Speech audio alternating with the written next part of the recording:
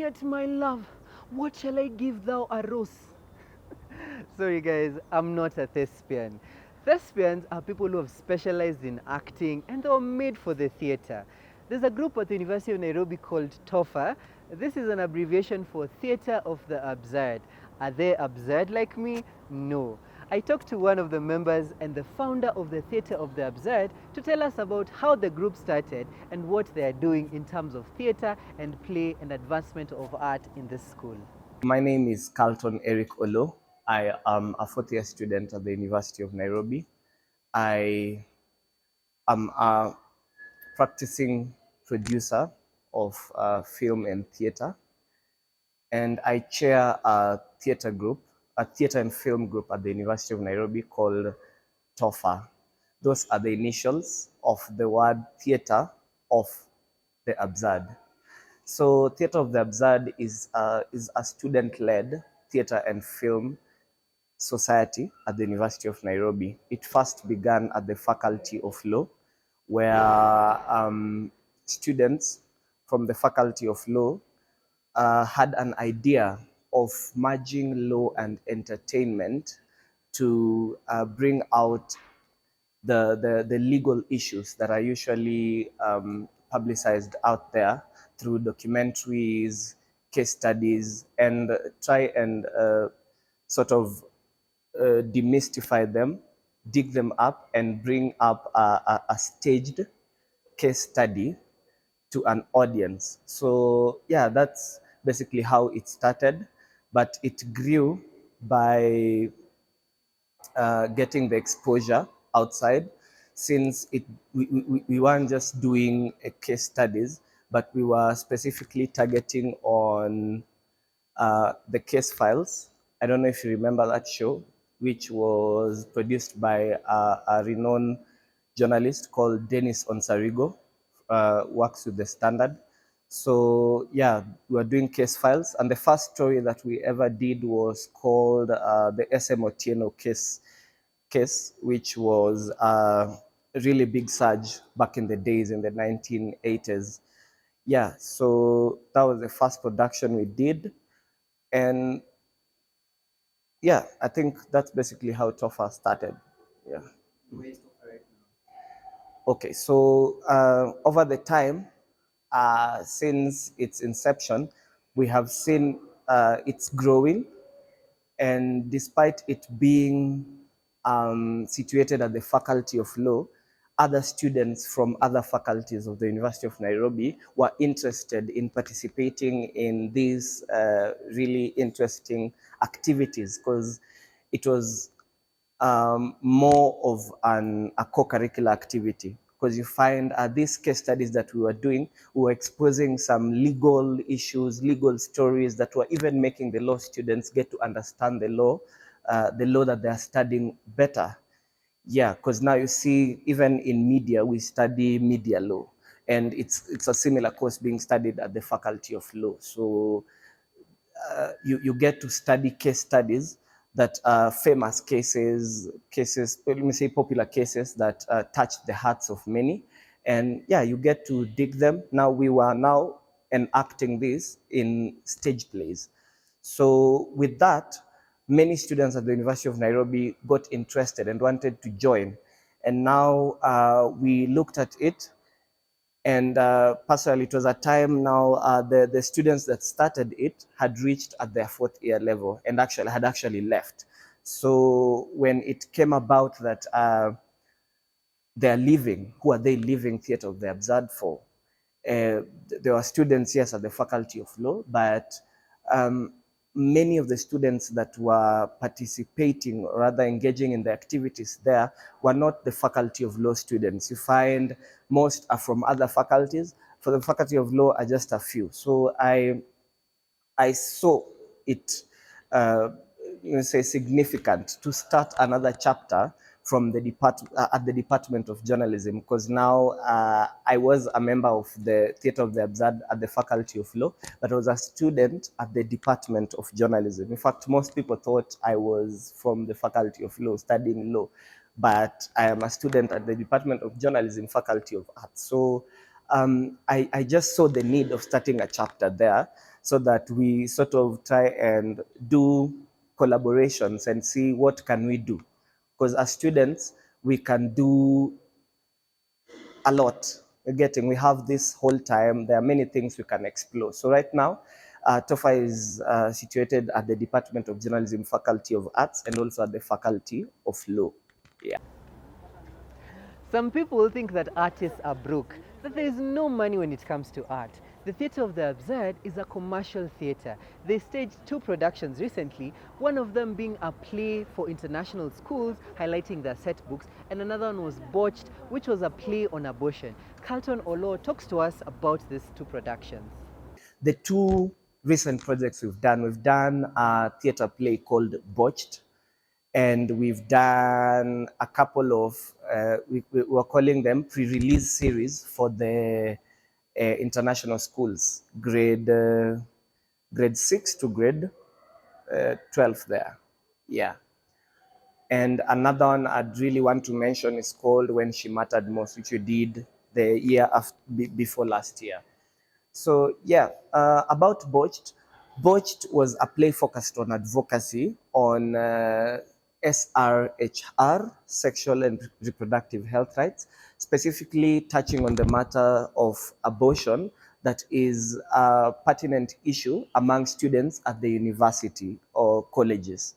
You find a lot of students engage in irresponsible, rather unsafe sexual activities that damage their sexual health and which ends up to become they face repercussions in future. You find when students, for example, engage in abortion at such a time and they do it a couple of times, not knowing they call what the repercussions they are causing to their bodies, may cause them to have to become barren in future. They may not have be able to produce babies.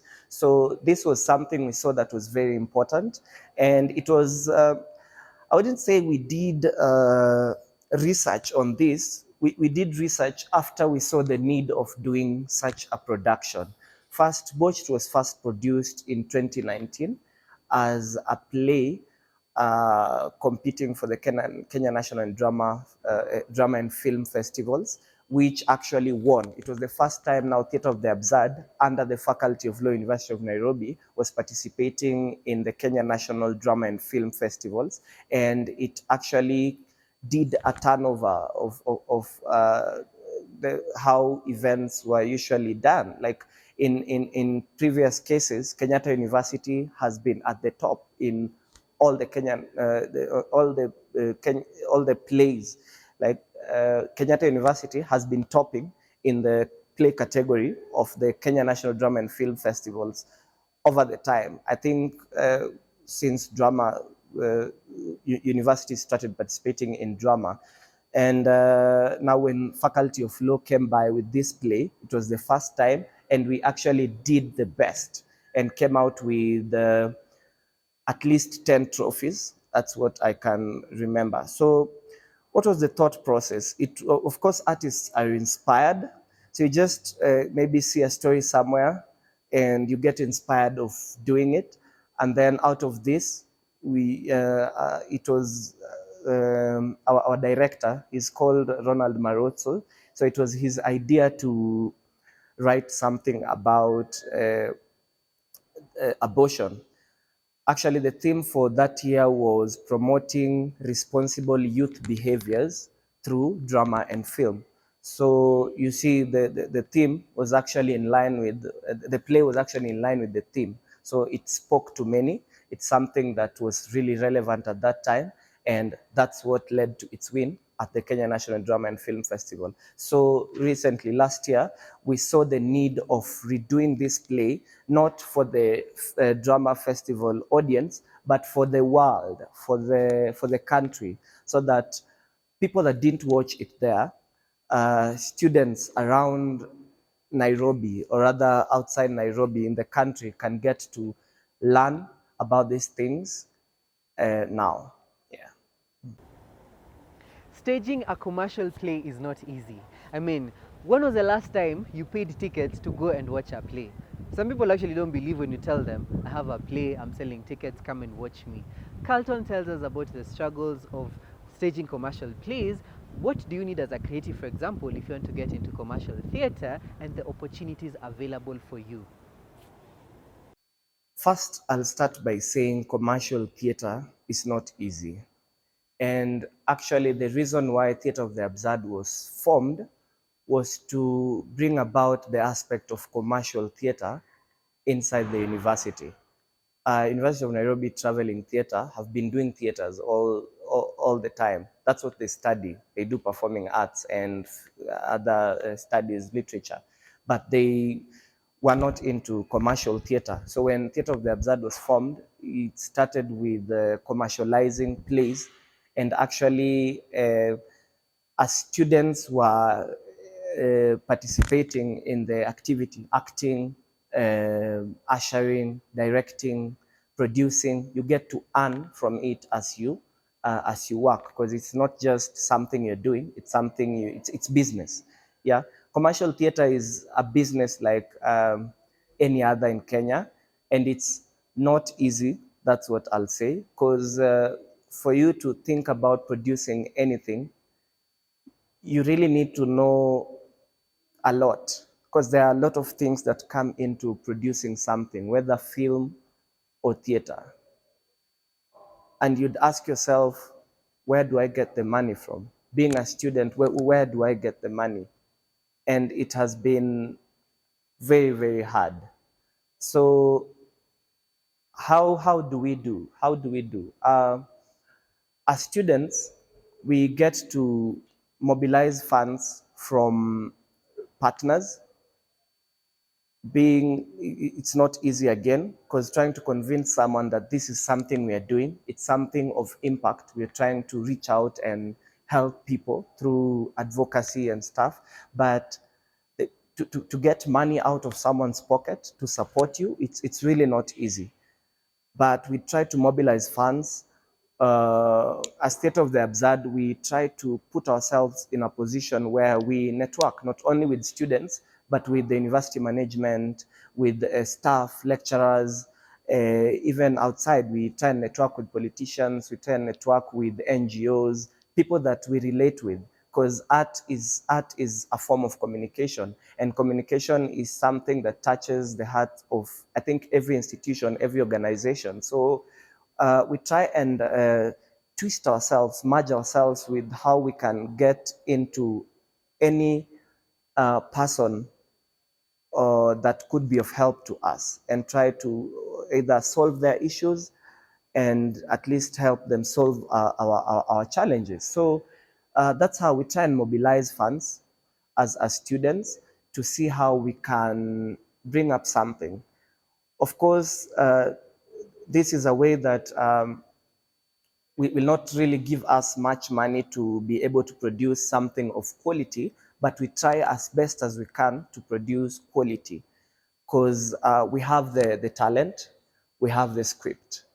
The money that we get, we try and not just focus on paying our artists, but we try and produce something, because now, like I've said, we have the talent, we have the script. What do we need? We just need the set and lighting.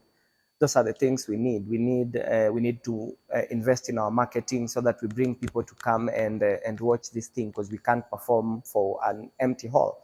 You get. So of course, again, with the help of the university, being students, we are eligible to getting some resources from the university at free, because we are students. We can access the hall, we can access we can access avenues at the university where we can be able to market. For example, the university mail, they have all the students' emails of the students of the University of Nairobi. So that's an avenue we use to market. We use also the university's accounts. We try and talk to the director of corporate affairs to help us in mobilizing this thing and see if we can bring people in.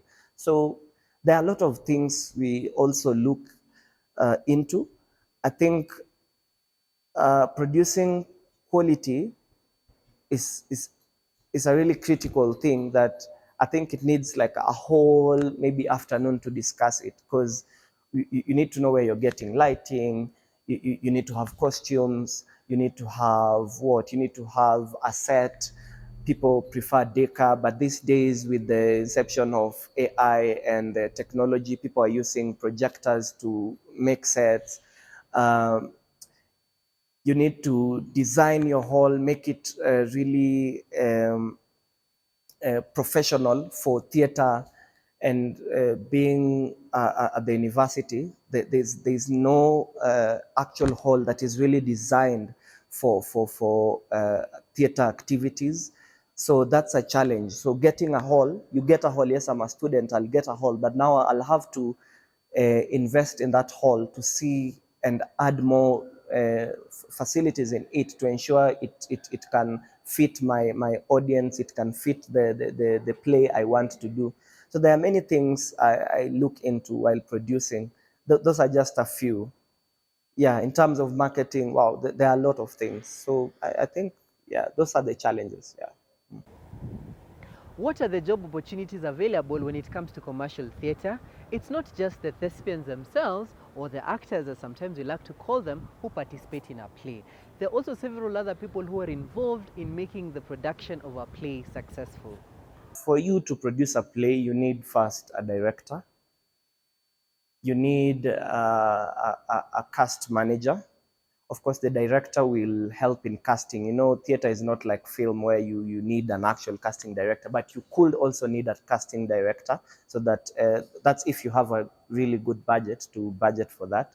So you'll need a director, you need a cast manager to manage your cast. You'll need the actors, of course. You'll need a production manager to help you in managing the things. So as a producer, I put my work as to ensure the thing is has funds to exist and move forward.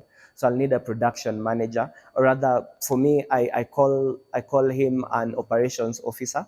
You will need a set designer, yeah, to be able to make a set for you, conceptualize a set for you. You'll need a stage manager to be able to work with the director and help the cast in getting the set, the script well, and memorize their lines and stuff. You'll need what else? You'll need a marketing manager, because it's commercial theater. You'll need a marketing manager to help you manage your social media, help manage the team that will go out there and try and mobilize students and other audience to come and watch the play.